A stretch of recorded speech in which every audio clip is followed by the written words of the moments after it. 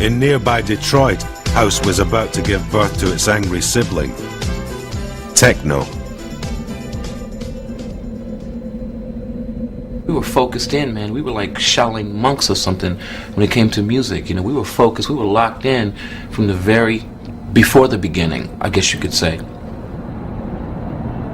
Techno brought an intellectual theory to dance music. Michael James comes to my house. He's a friend of mine from around the corner. He just wants to, wow, you got keyboards. I just want to sit down and make some music. Can I do that? Is it okay? Yeah, fine, go ahead. He starts to mess around with the piano. He plays piano wonderfully. And he's playing this ballad thing. He did it for, I don't know, hours, and I sequenced it for him, and he split.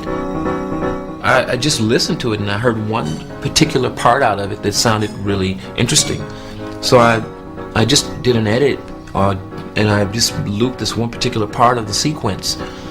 And from there, I just went on to do strings. I was scared of strings. I was scared of that track when I did it. I was completely naked in my house for a whole day. Just walking around my house naked, looking out the window, you know, at like this cityscape, and just listening to this track. I don't know, I was tripping.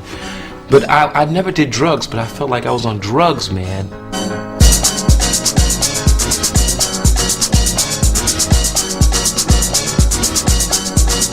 There was a guy in Chicago one time that said to me, he said, listen, he was in a record shop. He said, I don't know if I should dance to that or if I should waltz, you know. And that was the reason it was there for me, because I was trying to show the sort of sophistication of dance music.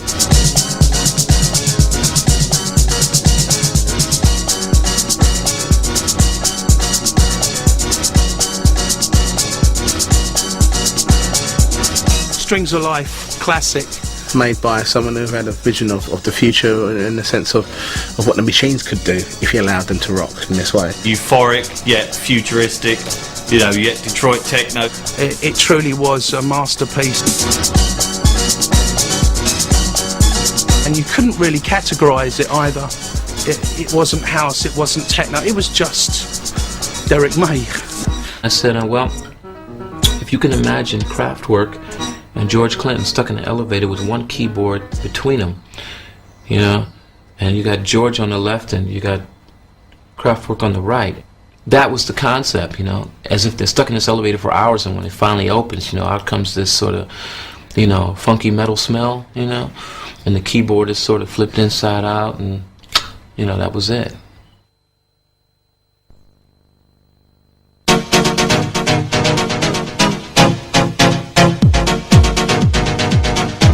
In the summer of '88, Big Fun thrust techno into the UK charts.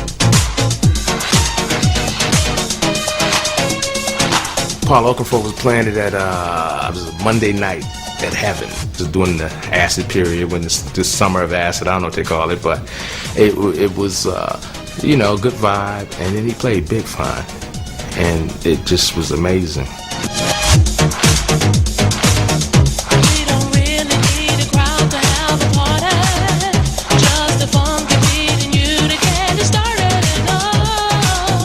Detroit's techno joined Chicago house in Britain as the soundtrack of what was to become the Summer of Love.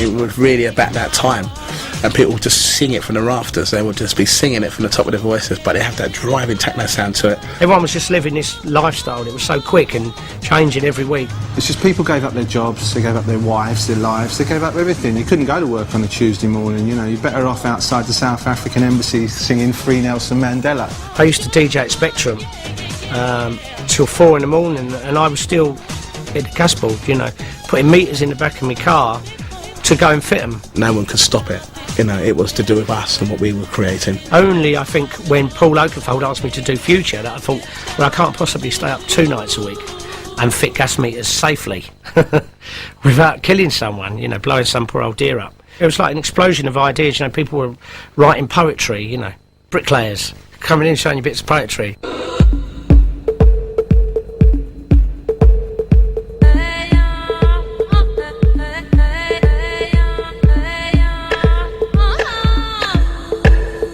Voodoo Ray was the soundtrack for 88 for Mancunians.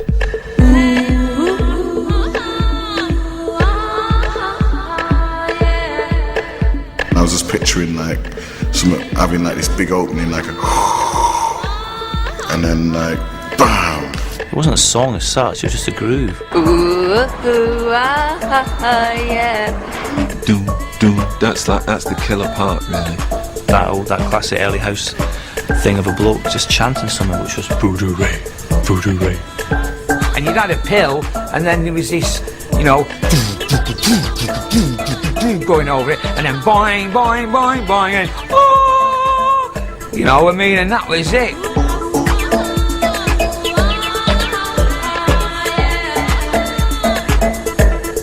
Gerald Simpson's masterpiece was designed with one club in mind, the Hacienda. Yeah, Gerald was hanging around the club, you know. We tried to get rid of him, but he kept coming back. Gerald Simpson used to come on Friday nights from early 80, you know, like 84. And he arrived at DJ Box, you know, at some point or other with a copy of Voodoo Ray. I'm sure I just heard my tune, like a bit of it, and then like it came in. Oh, fucking hell, he's playing it. Oh shit, I can't believe it. And then like everyone started cheering. I was like, oh shit, what's going on here? You know, so I ran upstairs to the DJ box. I was like, oh, cheers for playing it. I looked down and everyone was like going off. I was like, wow, cool.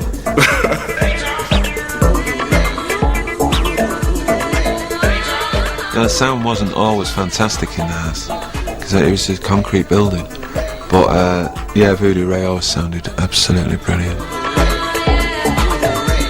As Voodoo Ray dominated clubs throughout the UK, the Hacienda opened a new night. Hots, I think the first night was July the 13th, 88. And someone said, fuck me, man, go and check out your Wednesday nights. Stunning. It was sort of a Ibiza thing. We had the swimming pool. A ludicrous idea. Can you imagine with all the glasses and, you know, people diving in and out? There was blood everywhere. Some of the doormen were the lifeguards, and they had tables with the sun canopies on, you know, like you were outside in the sun. They were giving out ice pops when you walked in. I walked through the door, 10:30, the next Wednesday night, and I look around in shock.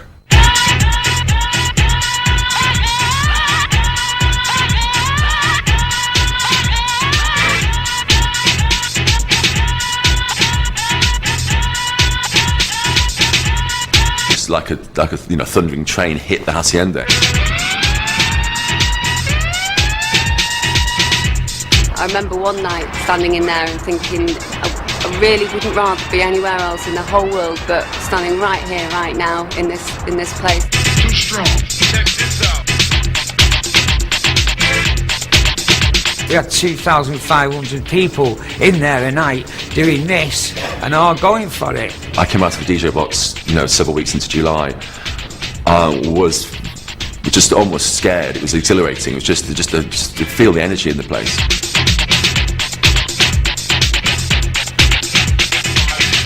There was a corner called E Corner, but to be frank with you, once Ecstasy set in at the Hacienda, the whole place was, you know, E. You took the E, and because nobody at that time knew what it did to you, you didn't think you was doing anything wrong. You didn't think fucking 6 people in the corner all getting, you know, the dick sucked and sucking birds' tits was anything, you know, anything. It just seemed normal. Enjoy this trip. Enjoy this trip. And it is a trip. House was about to hit the high street. Countdown is progressing. 1, 2, 3, 4. The trip spawned 1,500 new ravers every week.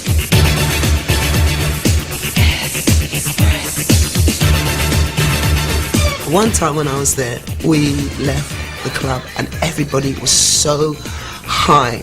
You know, not high on drugs, just high on that whole night.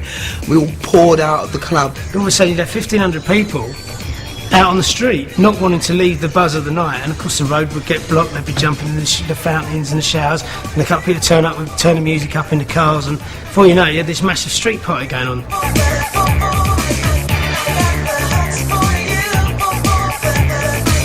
I can believe that was the power of what was going on. Hundreds of day-glow acid Teds in central London didn't go unnoticed. I think the big kind of sea change was a handful of clubs added to another handful of headlines in the Sun equals pandemonium. They help fuel, they help make it get bigger. You couldn't control it. Once it was out of the bag, it was out of the bag. I'm sure that lots of people probably never heard about what was going on until they read about it in the daily newspapers and thought, oh, we'll have to have some of that. So all of a sudden everybody in the country wanted to get onto the kind of acid bandwagon. As the tabloids fueled demand, acid parties exploded across the southeast.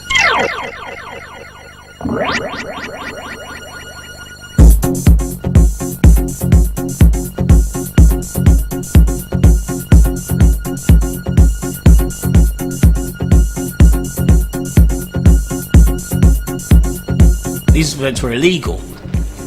You couldn't actually give out the address. Yeah, the looking for the party was probably the best bit for a lot of people. You'd probably turn up at a kind of the corner of a street somewhere in Bethnal Green. So they'd say, right, I can't tell you exactly where it's going to be, but take this mobile phone number, get ready, bring your driver, bring your people with you, whatever you need on that sort of night, and head off to this particular place. And you'd go to the phone box in M25, and then you'd get a number, and then you'd phone, and they'd tell you where it was happening. Like, right, you've made it to the pub. Now get yourselves over to this certain, like, next village or something.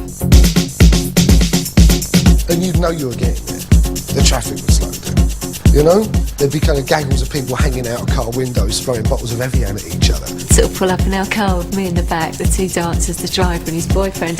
We'd say, oh, it's kinky, like we're playing tonight, we're doing that E-track. And people were like traipsing one way or another, here and there, in the dark, you know, very unprotected from the elements, you know, without torches or anything necessarily. And they'd get there. And, you know, it was really like sunrise, you know, kind of like 10,000 kids going mad.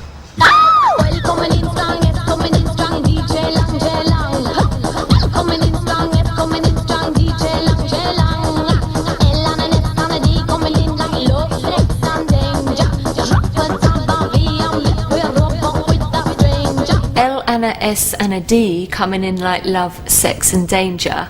Drop a tab of E and make you rub up with a stranger. Now bother vex your mind and feel say, Lord, it might derange you. Buck up on someone, love, make this fantasy go on, take you.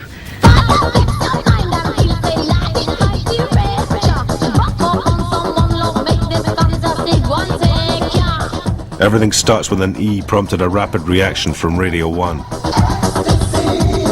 Radio 1 BBC banned it, and they said, you know, due to its lyrical content, and they said it was inciting the youth of today to consume drugs.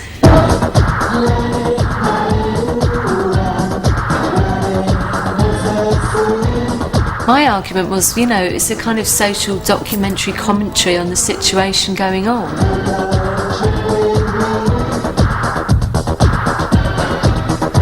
As Acid House took over the nation, the papers fueled a moral panic.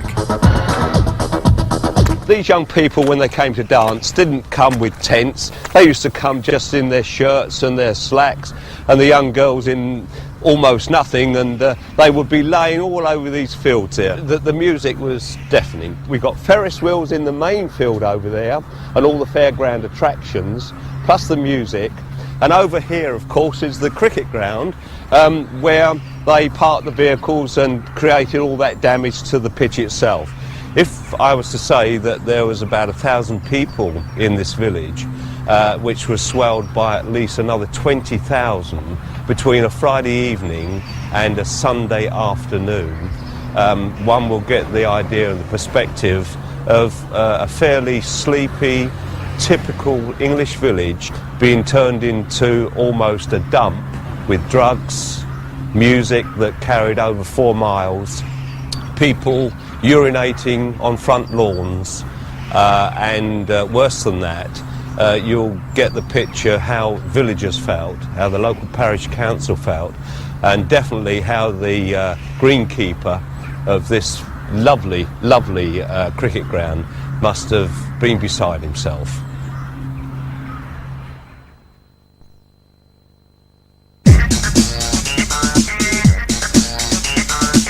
Throughout the summer of '88, every weekend another 10,000 kids lost it in fields beside the M25.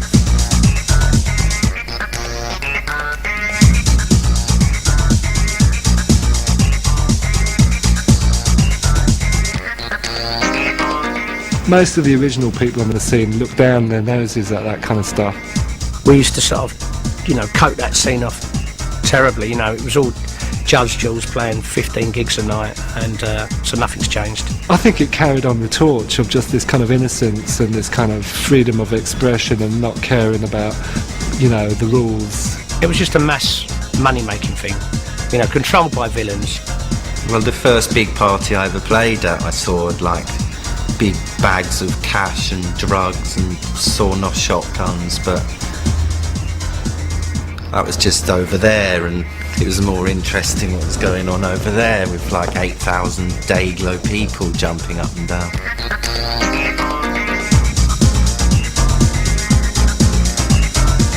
So I went from playing to 30 people to 8,000 within a couple of weeks. Some kid came up to me and said, that track you played with the bass line changed my life. So I called one of my tracks The Bass Line Changed My Life. And I called another track Energy after that party. I wouldn't credit myself with innovations. I was just a cog in the wheel, really. As the nation raved through another summer of love in '89, the police stepped up the pressure.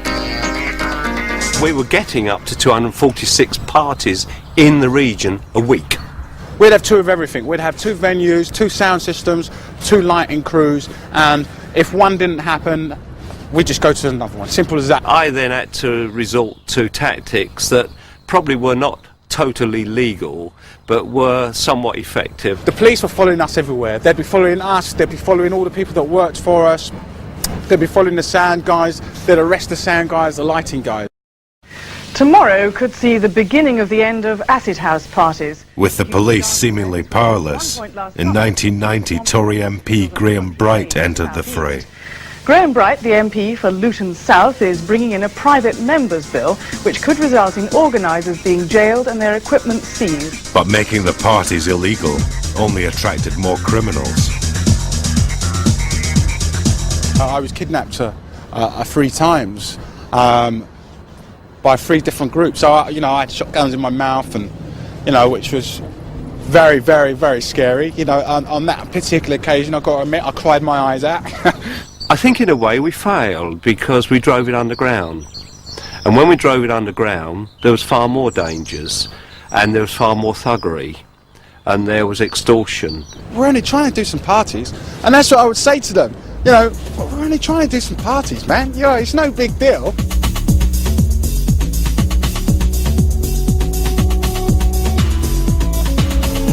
I think there was a kind of unconscious reaction to the idea that Margaret Thatcher had propagated, that there is no society.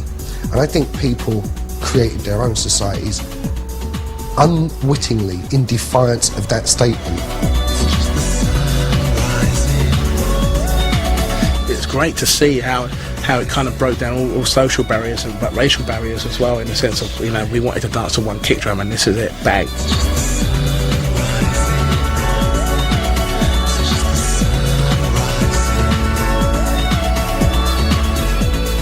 During that time, it was when we named ourselves, was when they used to build those big London orbital raves where you'd drive around the sort of Potter's Bar service station ringing up a secret number and finding out where the next rave was. And they were sort of marching around the M25 towards us until one appeared about 2 miles away from our front door, which was crap, actually. It was a crap party. Absolute rubbish in a big cow tunnel.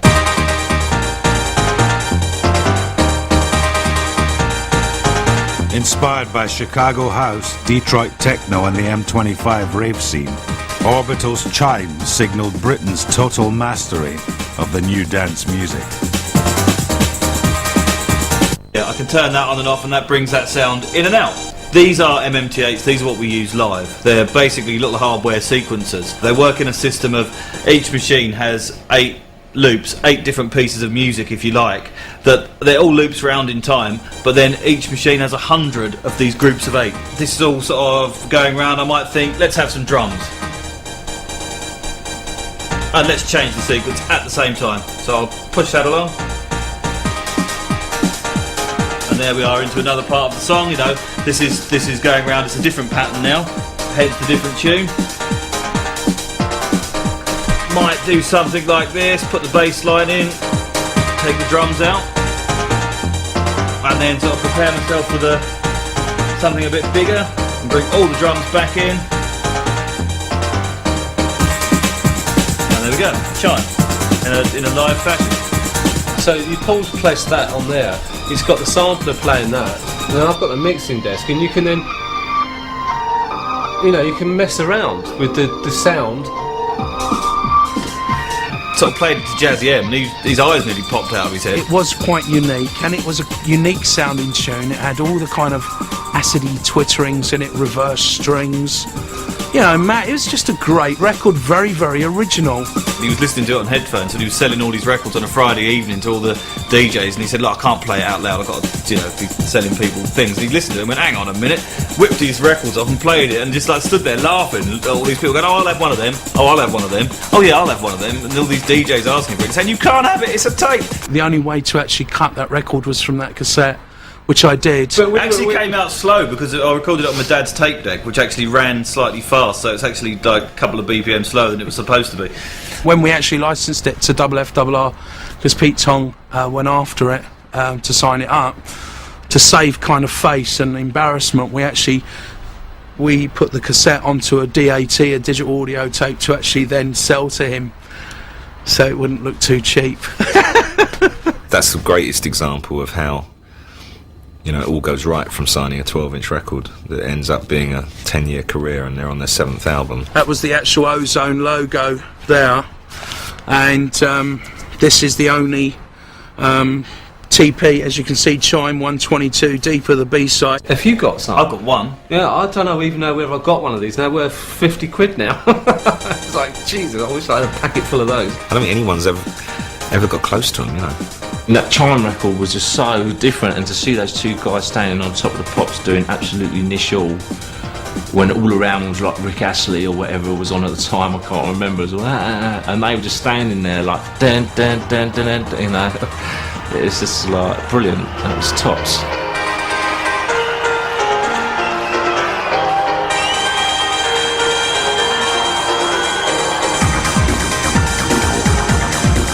By the end of the 80s, the house music of America had effected a massive social and cultural revolution in Britain.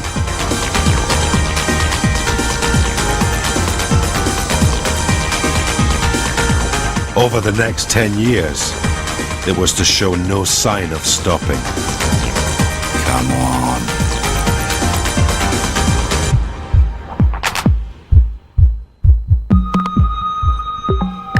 The book Pump Up the Volume, priced $9.99, and the official double CD History of House featuring tracks from the show are in the shops now. To order your copy, call 0870 1234 344 or click on to channel4.com/shop.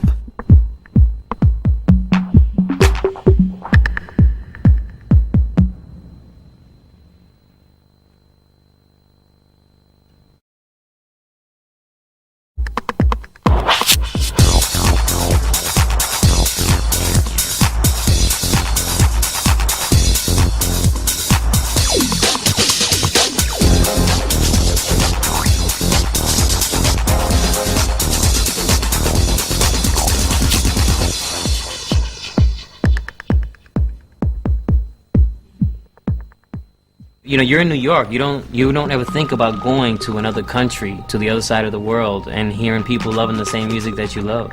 Yeah, we were filled on drugs. Yeah, it was all it was off our tits, going fucking ballistic. But that's what it was about. There was a time when there wasn't a term house music or techno music or warehouse or garage or happy house or all this other shit. It was just music. What we're gonna do right here is go back.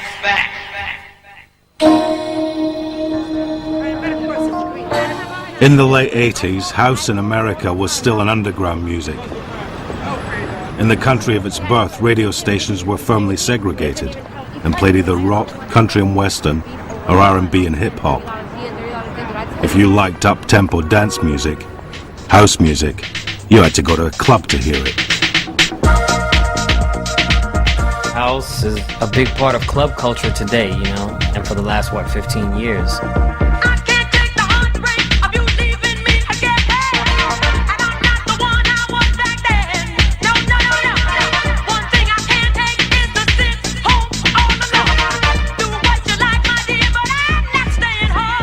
House music, all of it wasn't on the radio, you know, but this was a scene that was developing all around the world, you know, that started in Chicago and New York.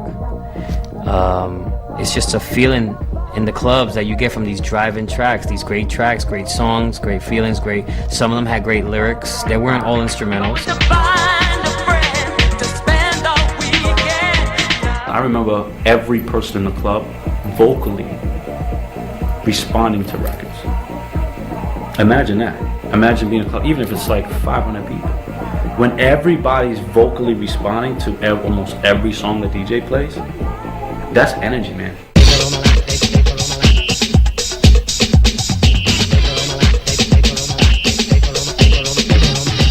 At clubs like the Paradise Garage in New York, DJs were making converts to the house scene. But I had a friend that turned me on to it. He was a house head, so he would have all these people over there that hated house, but he'd be playing it and he'd be jacking, you know, dancing like move your body, rock. He's just looking at him like, this guy's retarded. And it took me a long time. It took me like late '88 for me to really start getting into house. But I caught on to Todd Terry. Known to his fans as God, Todd Terry brought a hard-hitting hip-hop sensibility to the basic house sound. It was like, I like house now. I only like Todd, but I like house. It was just energizing. It was just like, your cats would be just bug into it, you know? So that was my introduction to house. Gritty, raw, in-your-face house.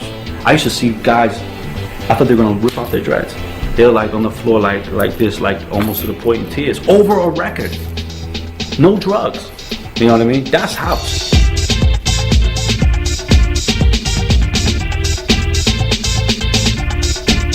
Todd Terry's quick-fire samples and rugged bass lines forged a blueprint for house that's still being followed today. Most people's style, even like if you want to look at who's hot, like Daft Punk or like anybody that disco loops, Todd did that first too. So disco looping, Todd did that first. Let me put a rock sample on a house beat. Oh, Todd did that already too. You know, it's not much left Todd hasn't done. While Todd was undoubtedly a pioneer, it was only on the other side of the Atlantic that house had a mainstream audience.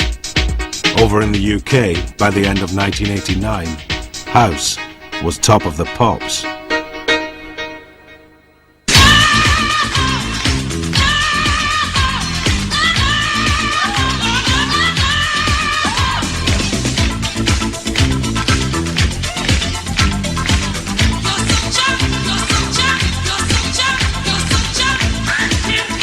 Italian producers Black Box sampled disco classic Love Sensation and got a model called Katrina to mime Lolita Holloway's vocals. When we finished the record, Miko said, what do you think we shall call the record? Well, she says, right on time, all the time, so that must be, you know, it's the chorus, so we must call it something like that. Yeah, but how do you spell it? And then I said, well, it seems clear to me she says ride on time, R-I-D-E. So in fact, I realized a few years later, obviously speaking a bit about English, that she wasn't saying right on time, she was saying right on time. It hogged the #1 spot for 6 weeks.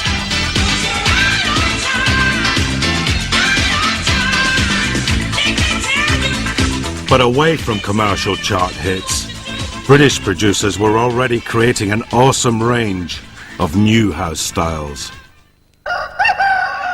What were the skies like when you were young? They went on forever. We lived in Arizona, and the skies always had little fluffy clouds in them. Ambient house mixed down-tempo beats to new age electronic music.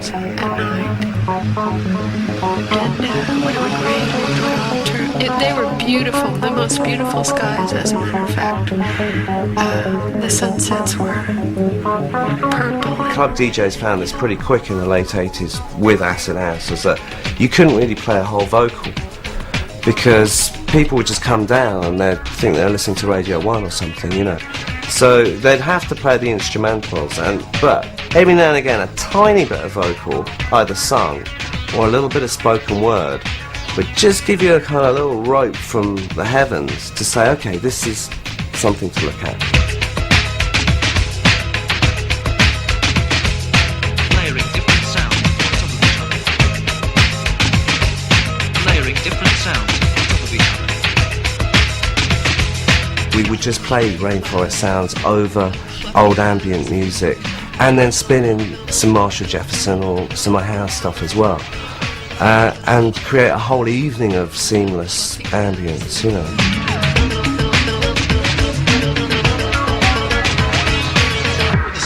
The Orb's little fluffy clouds introduced chilling out to the rave generation. The skies always had little fluffy clouds in them, and they were long and clear, and there were lots of stars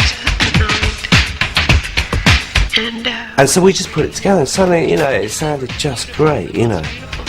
A lot of people came up to me afterwards, a couple would run up to me and say, well, who did that? That's the most beautiful voice I've ever heard in the world. Where is she? You know, where can I meet her? And I think what part of the fun of the record was that finding out that it was Ricky Lee Jones was the last person you'd expect it to be. It's not Chucky's in Love, is it?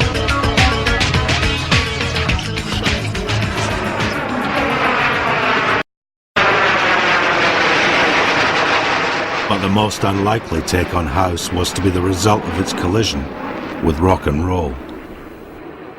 Kids from Salford formed a band, and the fact that they were to change history, I don't think people are conscious that they're going to do that. I don't think Elvis Presley was conscious he was going to do what he was going to do. You know, he just did what he did, and they just did what they did. Formed in Manchester in the mid-80s, the Happy Mondays started life as a typical indie rock band. At the time, in Little Houghton, which is part, you know, like an overspill of Salford, they built the most huge, gigantic superstore, right, called Scan.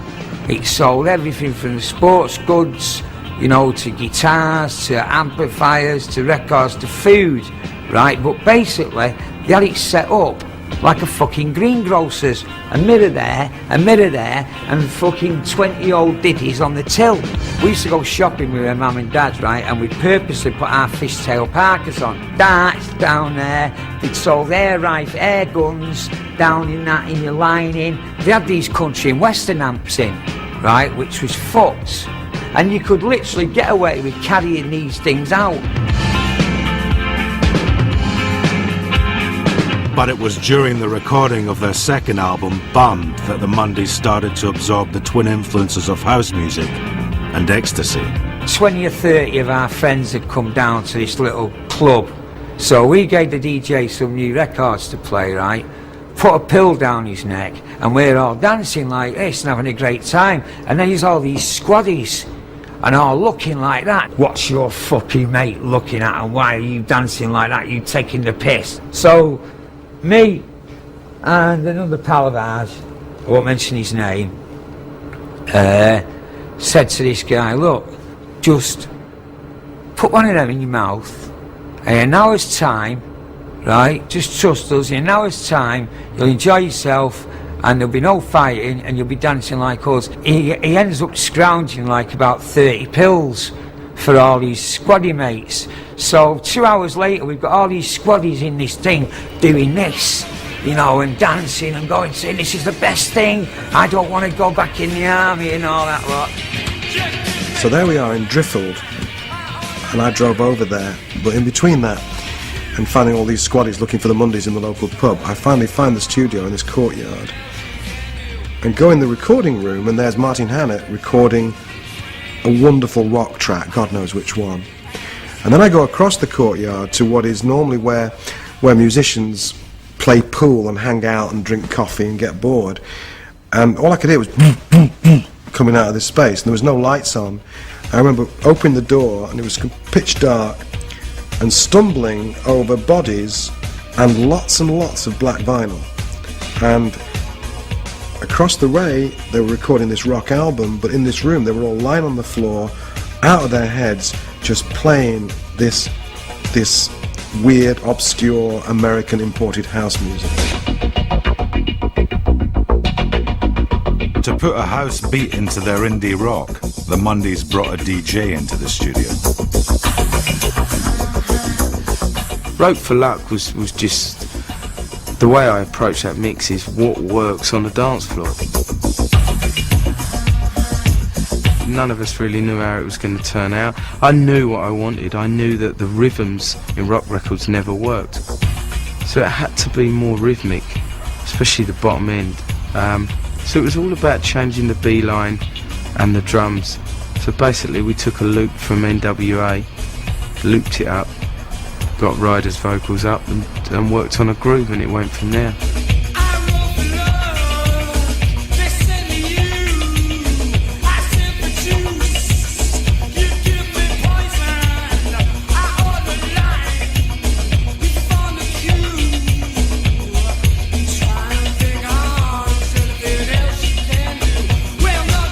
Well, what he brought to it, right, was he brought that sort of trance to it. Do you know what I mean? Where, you know, you didn't have to, well, boom, you know, you could give it all that and things, you know what I mean? And even do cartwheels and things, you know, and things like that. He brought that smooth mellowness, everything to it, all the right ingredients. When you've got the trust that Sean and the boys gave us and the vision that we had, it just worked. It wasn't something you sat down and tried to work out why it worked. There was a vibe, and the vibe was a good vibe. And plus, we didn't have a clue. You know, if you'd have shown me a mixing desk, then, you know, I'd have thought you cut sheet metal on it.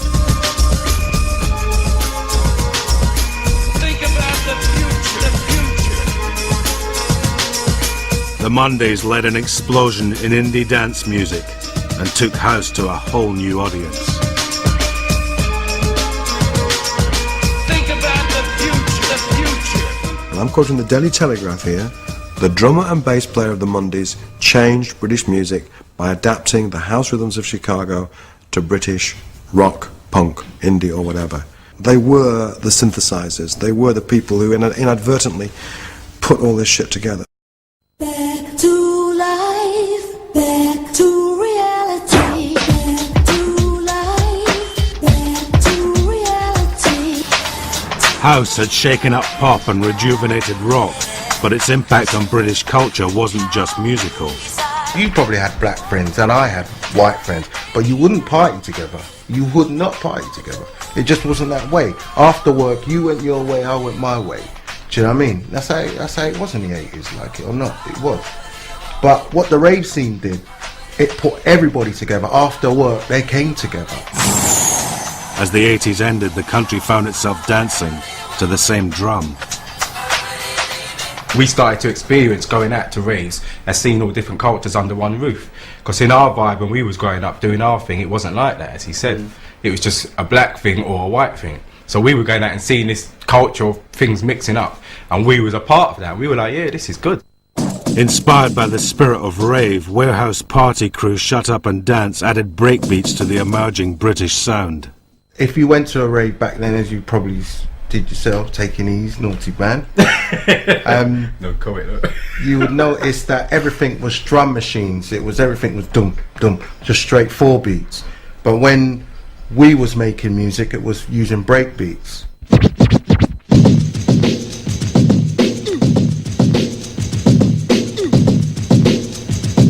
Drum breaks had been the rhythmic base of hip-hop for years.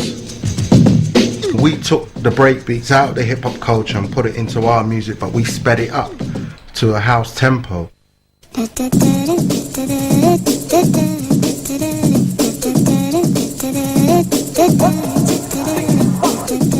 By strapping an up-tempo break onto a basic house rhythm, Shut Up and Dance took the music another step away from the clubs of Chicago and New York.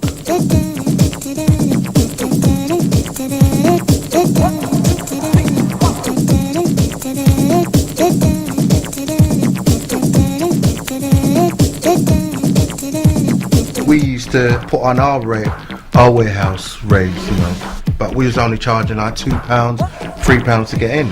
And then when the so-called house scene started to blow up, the rave scene, all of a sudden it was £10 to get in. You know, we was like, no, they're taking a piss here. We was charging £2 to get in our place. We was, at one time, we was like, there's no way I'm paying this to go anywhere. Yeah. I mean, we were charging like £2, £3 at our gates, and people were screwing to pay that. So when we heard people are paying £10, we were like, bloody hell, that's amazing. Like, where are these people getting the money from? And these promoters are taking the piss. So that's sort of where the idea from the tune came from. Shut Up and Dance fueled the growing rave scene and laid the foundations for both jungle and UK garage. After we came up, a lot of people were trying to copy us, trying to copy our sound, but we were getting mentioned in the same breath of that hardcore sound. But we always never saw ourselves as that, and we always distanced ourselves from that. But again, it's like one of them ones where we thought it was a rap band, but we weren't, so what do I know?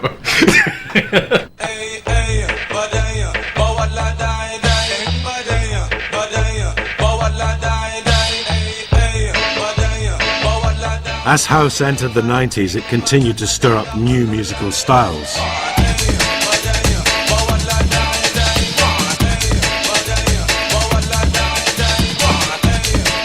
The hardcore scene started off as jungle first, and then it was kind of jungle techno, and then went from jungle techno to hardcore, and then from hardcore to happy hardcore, and then from happy hardcore to kind of like the SL2 sound, which was like jungle, happy hardcore, and everything thrown in the pot together, which became commercial. The English have to have a name for every goddamn thing, you know? It's ridiculous, man. It's just got to be something, and it's always got to have some sort of marketability behind it. Now, I know it's a business, but godly, I mean, here we are still trying to retitle and rehash old music with new titles and new genres and all this kind of shit. I mean, what is it now? I don't even know what it is anymore. It's always something new, some stupid ass name for music. Whatever names you called it, it wasn't going away. 2 years after it mushroomed in the English countryside, the rave scene had grown from the illegal parties of '88 into huge licensed events. No longer underground, rave was mainstream.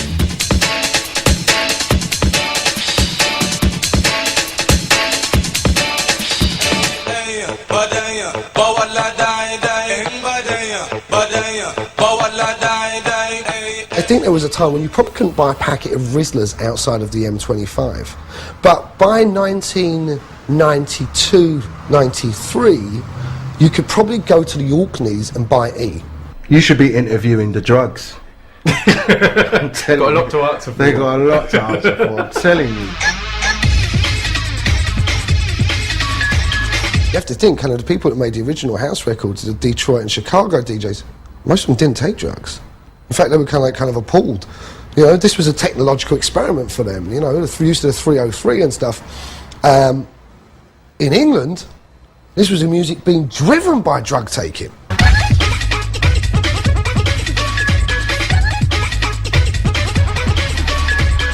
This was people kind of like taking their idea of what was going on in their heads at 4 o'clock on Saturday night, right? You know, in front of 10,000 people, and trying to process that through the machine.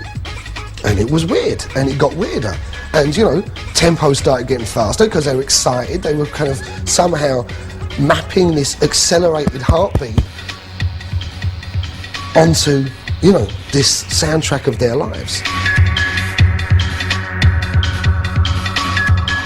At that time, everybody was like partying, everybody was into acid house culture, rave culture. You know, we wanted to send it up a little bit, not promote it.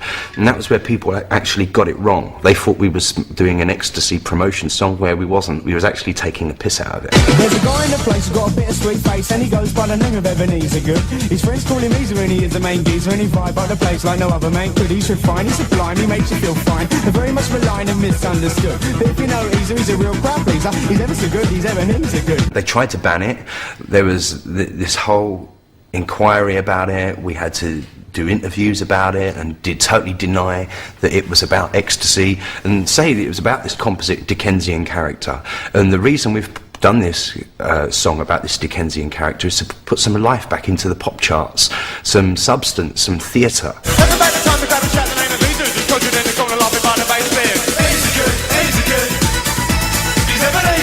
People just think it's the chorus.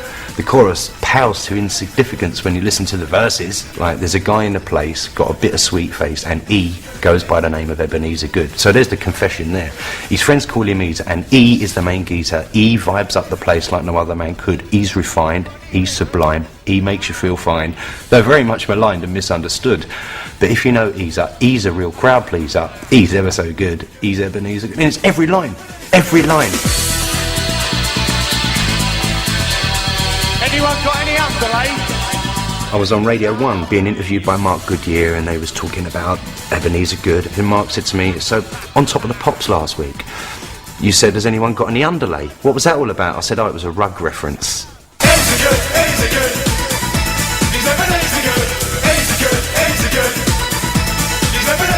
This far down the line I can put my hands up and say, yeah, it was all about ecstasy. At the time we couldn't, because we would have got banned. They failed to ban us. Back in America, a young Brooklyn producer was about to redefine house for the 90s. I listened to house music in 85 and 86, and at that time, house music could be anything. You know, it was like acid was house music. If it had an 808 beat and a more of electronic feel, it was house music. If it had a soulful vocal and a piano chords in it, that was house music, you know? And I like that. I like where I could jump around a little bit and go work with my moods. You know, I had many moods. I was happy one day, some days I was depressed. You know, by the time I was like 19 and well into making records, all that really didn't interest me. I still was like 19 and being rebellious. I didn't want to do music that was popular. I wanted to do music that was cool, underground, and, you know, represented me and, you know, the youth or whatever, you know. But I still thought I was making house music.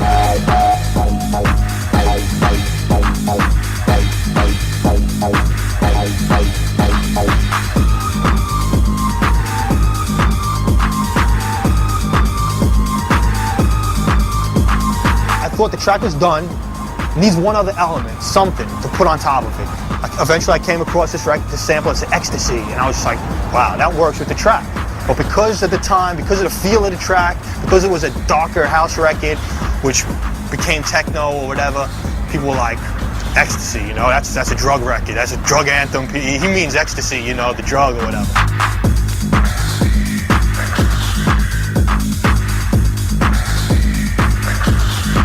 I don't think anybody expected for Joey to come out the way he did.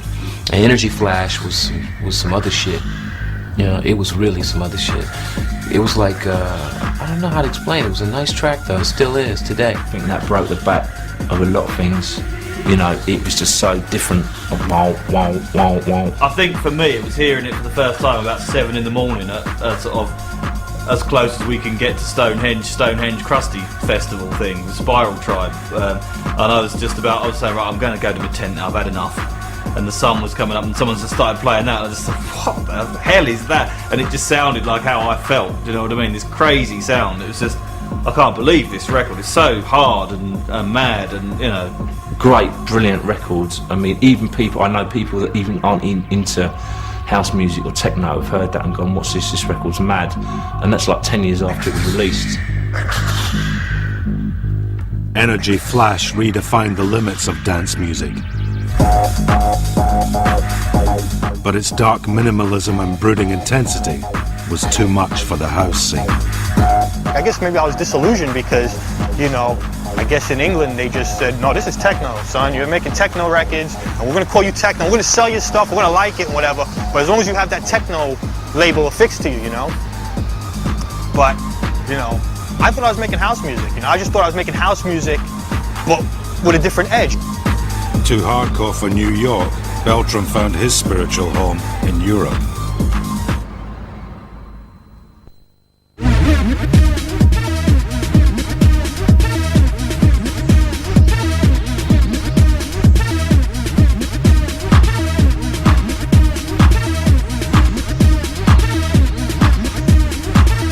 At clubs like Rage in London, house was getting harder, darker. DJs pitched records up on the decks to increase the tempo. It was about fucking just getting down, getting nuts. Do you know what I mean? That's what it was about. People going fucking mental. That's all this club was about. And yeah, we were filled on drugs. Yeah, it was all fuck. It was off our tits, going fucking ballistic. But that's what it was about. When I played at Rage for the first time, well, the atmosphere, that was the first place I ever saw with a laser. That was just like, swallowed up the whole dance floor. It was just absolutely mad. There's this fucking laser going mental on people's heads. Just walking in, the energy and the vibe and everything, it was crazy. Fucking everyone's got the shirts off going absolutely fucking mental, you know what I mean? On these podiums going crazy, and I thought, fucking hell, this is intense. You know, you had from models to hippies to students to stockbrokers. We're just all in there, just, you know, loving the music. Because it was like, you saw black people, white people, and it was just like, people were just raving, whistling, shouting, there was horns going off, and it was like a football match, you know what I mean? Hardcore. It wasn't just a sound, but a whole attitude. Because I was like there, always trying to think, I'm gonna design a fucking tune. I've got the tune that's just gonna fuck people up. You know, I'll be fucking dropping E's in like fucking 5 a night, I'll be fucking off my tits. So, right guys, I'm buzzing, let's make music. So, I heard this tune last night, I heard this. And you start fucking around and things start coming out. The thing you can't forget, the instinctive thing, all I wanted the people to do was dance.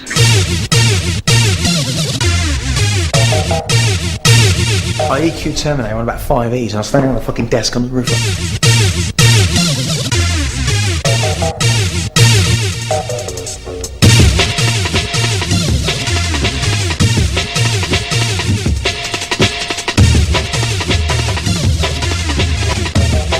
I remember the first time I played a tune, I was like, fucking hell. My fucking hair went like that, whap, straight up. And I remember I just closed my eyes and I was fucking buzzing off my nut. I just came up with about 2 eddies. I felt this whole fuck, I felt like I am the fucking king of this club, right? And I just felt this warm beam across me. We're talking about things I haven't done yet.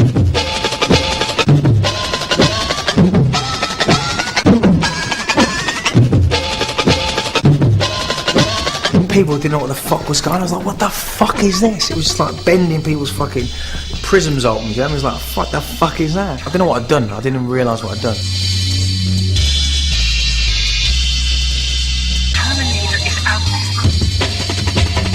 Goldie took hardcore's breakbeat and hammered it into a whole new sound. Drum and bass. I didn't want it to be about my mother, or about Timeless, or about, you know what I mean, a select piece of music. It was just about making people fucking dance. That's it. The sound was getting like really dark and like heavy. Tempos started to speed up a little. And it just got like a lot more sophisticated than it was. It wasn't just like really simple kind of dub B lines anymore. We started like to get more into like the synthesis of like the bass lines, and like it wasn't just like sampling a hip hop break and speeding it up anymore. It was actually using like samples like chopped up and loops, reversing them, and the whole process basically got like a lot more sophisticated.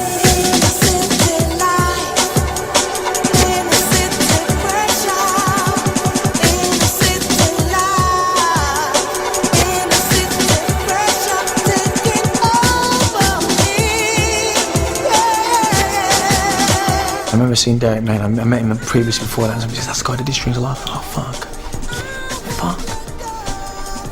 And always in the back of my mind was, I'm gonna fucking freak that guy out. Because I always wanted to freak out the guys that were making the fucking music. And I remember saying, I said to him, look, Derek, I want to play you something in the car, but I don't need to fucking get out of the car. He said, what do you mean? It's like, what do you fucking mean? That's why it's like 22 minutes long, you know what I mean? So he's like, what? And I was 22 minutes long. He's like, alright, well, you can't speak though, I just want to play this again. So I sat in the car and I just fucking pressed play and I thought, fucking see you later.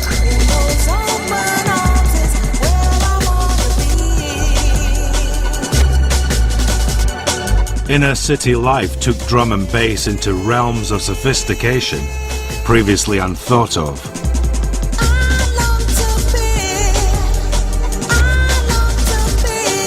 He came into my office.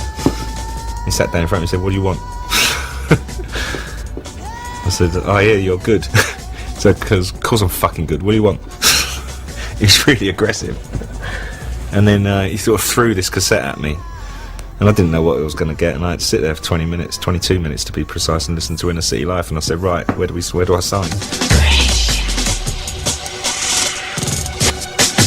Goldie's debut album, Timeless, catapulted drum and bass out of the clubs and into the charts.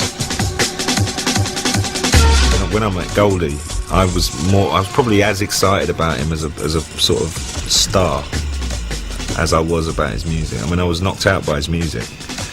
But I really did think, that my time had come. That, after, say, not signing Soul to Soul or Nana Cherry or whatever, this was the next one to come along that could be a truly international megastar. No matter what happens, I will never make another piece like Timeless. I will never make, Timeless will always be the best drum and bass album ever. You will never ever beat that album.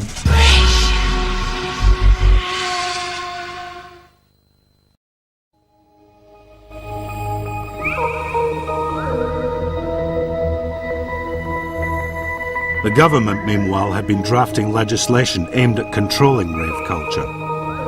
Amendments to the Criminal Justice Bill in 1994 defined a rave as anything more than 100 people listening to amplified music characterized by the emission of successive, repetitive beats.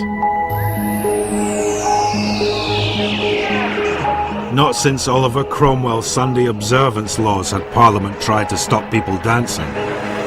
For the first time, I think people felt like, yeah, this is our land, this is our country, and we want to party, and why not? And who's to say that we shouldn't do that?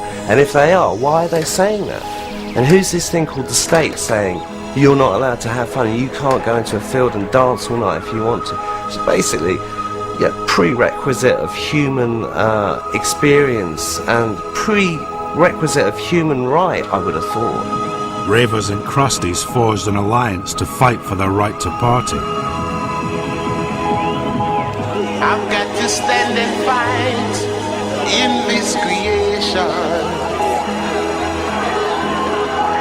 Vanity, I know, can't guide I alone. I'm searching to find a love that lasts all time. Despite protests, the Criminal Justice Bill became law in November 1994. Of course, it did nothing to stop house music's evolution.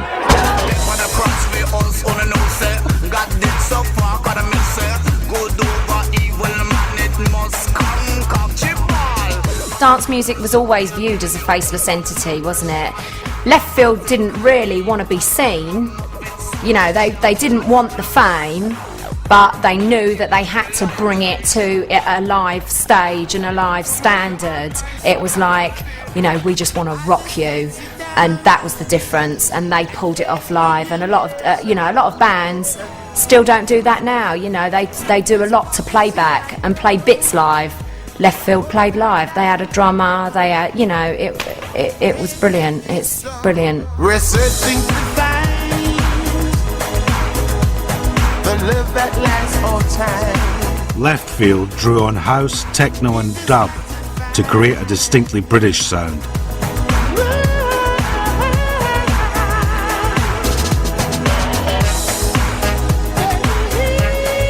Neil was a massive reggae fan, more than me. He's had a lot of history with reggae.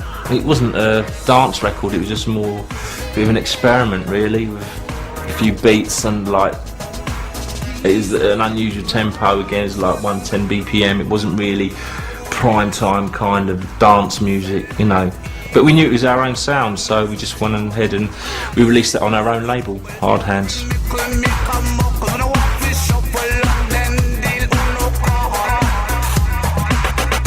Musically, nothing else was sounding like Left Field. You know, a lot of it was kind of sounding a bit Aboriginal, and there was all mad sounds like Ouija this and wobbly that, and, you know, just so different, so original, so groundbreaking. Got what they deserve, basically. Can't say enough good about them. They are my idols. And in 1993 they pulled off one of House's most audacious acts of assimilation. I think it's probably one of the best records we ever made, definitely, you know. It was something, and we knew it was different because it had all these influences of techno, world music, dub, with John Lydon on. The granddaddy of punk, John Lydon, stamped his unique endorsement on UK house.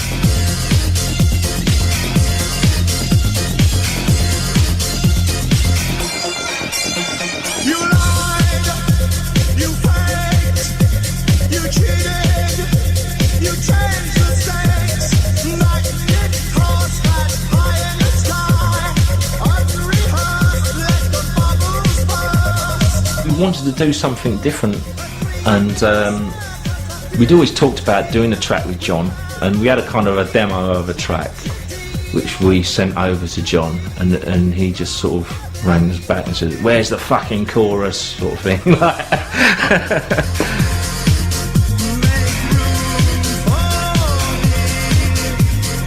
And I remember saying to people, I've just done a track with John Lydon, people going, "Really?" like that sort of thing, you know. So I suppose people couldn't imagine what it would be like. And then a few people came down the studio, I played it to them, and they were just blown away, you know. And I knew then that we had something good, and we got a great performance out of John.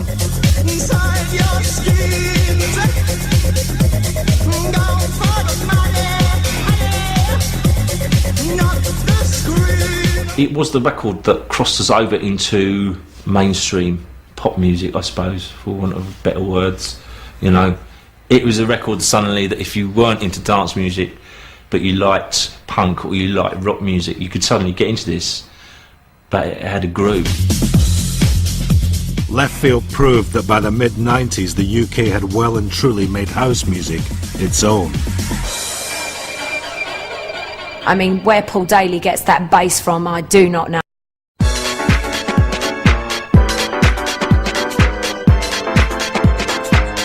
In its spiritual homeland, the music was coming out of the darkness. Producers like Masters at Work had finally put house into the US charts.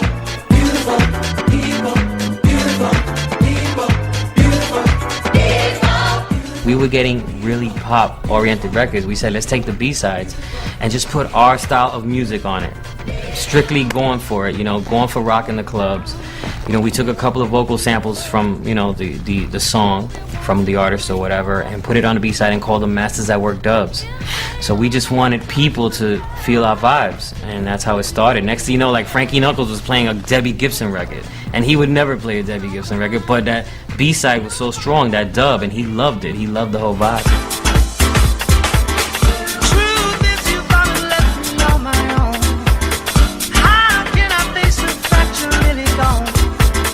Masters at Work's remixing of pop stars like Mick Hucknall into club floor fillers sealed the supremacy of the DJ as a studio producer.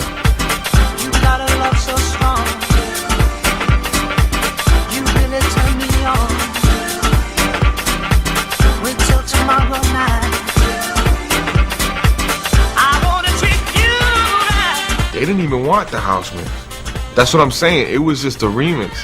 And we just ended up doing that dub, and they put it on the B-side, and that's what started the whole thing. But they didn't know what the hell house music was. For DJs, it had always been a short step from mixing records in a club to remixing them in a studio. Now the major record companies were calling on them to bring a big club feel to pale chart pop. When I did Tori Amos, it was like a lot. I think it was bugged people out the most because it was not like anything I've done. I honey, bring it close to my lips, yeah. I honey, bring it close to my.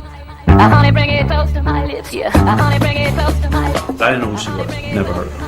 And the guy's just like, I'm like, how much is it? Okay. Do I have time? Okay. It was just kind of like that regular ordeal. It wasn't like anything special, except for he said one thing to me. He's like, I really want you to do something different.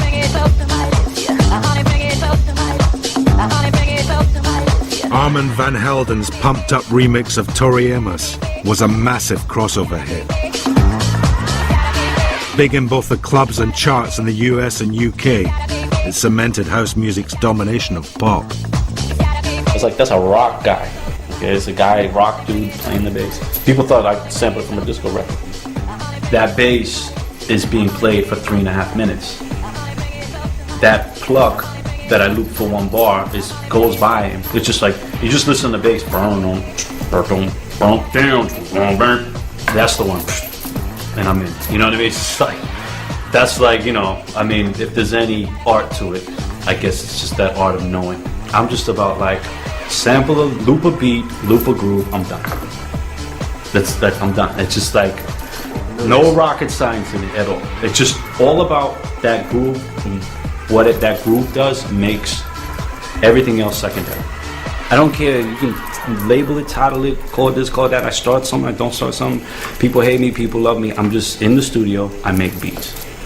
That's what I do. The simple art of making beats has elevated the DJ from someone who plays records into someone who makes them.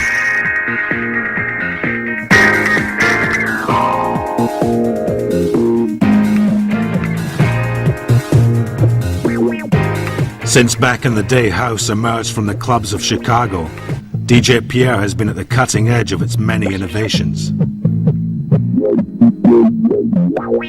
I mean, like people like Daft Punk, Armand Van Helden, these people have taken stuff and they've been real creative. And you can't say that these people haven't been more creative or less creative than we were. Like, you know, people say, oh, Pierre, you started acid. You know, how do you feel about these people, you know, doing this and that and taking your sound? And I'm like, whose sound? Once it's on a record, it's like it's like shareware. You know, you're sharing it, and you allowing other people to add their own ideas. I mean, whatever I did, I guarantee you, I got it from somebody. Built on the ability to take ready-made sounds and create something new, house has redefined the very notion of music. You got to keep learning in this business to stay on top. You can never say, oh, I'm not going to listen to so-and-so, that's some new kid, what does he know? I'm like, these new kids coming with fresh ears. They like, oh, what if we do this? You know, just like when I first started, I'm like, oh, you know, turning these knobs, doing stuff. So, I mean, you got to keep learning.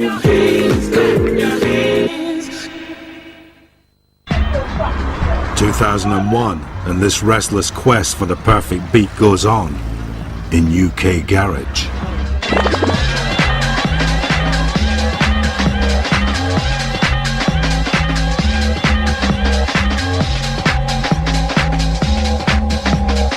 When UK garage came out, it wasn't hip-hop because we don't live that life. It wasn't, you know, R&B because, I don't know, we don't live that life either, you know? It wasn't that. It was inner city music. It was the music that kids were making in their bedrooms, listening to radio and sampling tunes and just sticking their own thing on it. You know, you can tell it's England, it's UK, it's like, it's got that energy.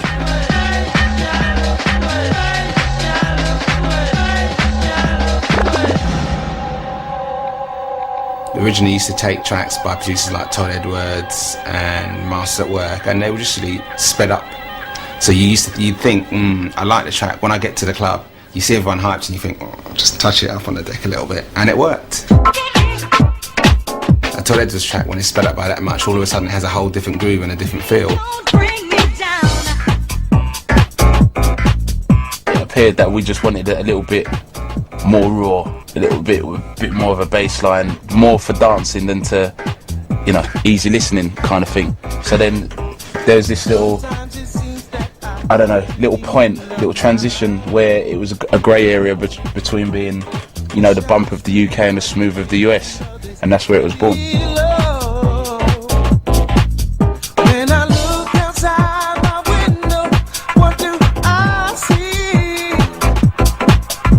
The world its roots may lie in America, the heart of UK garage is the British underground club scene.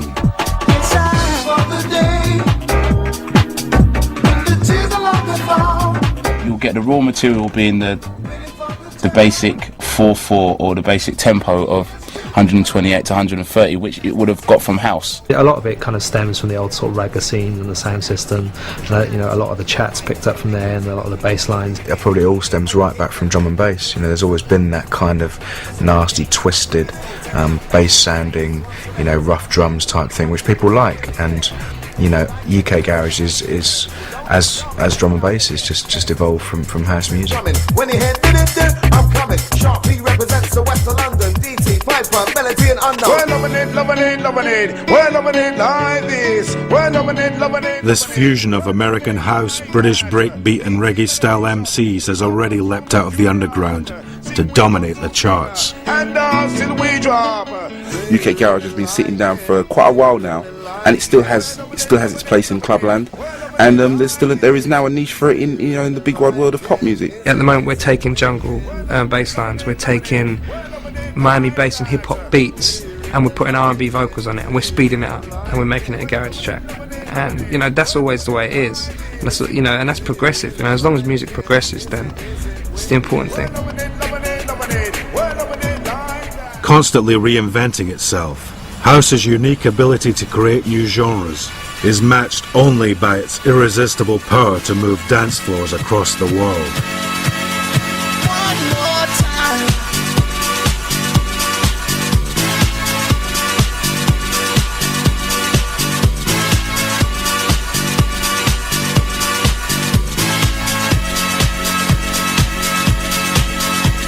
I think the house is the feeling, and I think that if you don't feel it, it can't be house. It's always about bringing emotions out in people, making them feel great. I mean, that's what house is supposed to be, a good time.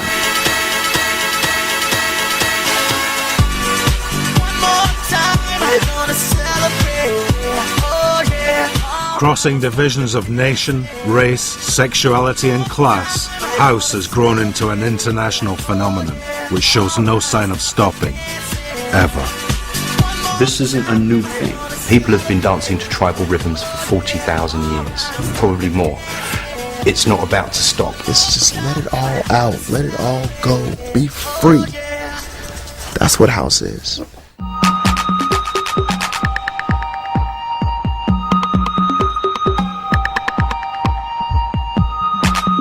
The book, Pump Up the Volume, price $9.99, and the official double CD, History of House, featuring tracks from the show, are out now.